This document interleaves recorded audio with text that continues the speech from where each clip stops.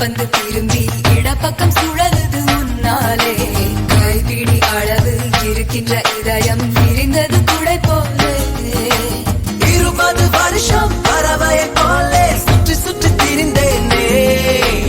இரண்டொரு நொடியில் உனக்குள்ளே விழுந்து முழுவதும் தொலைந்தேனே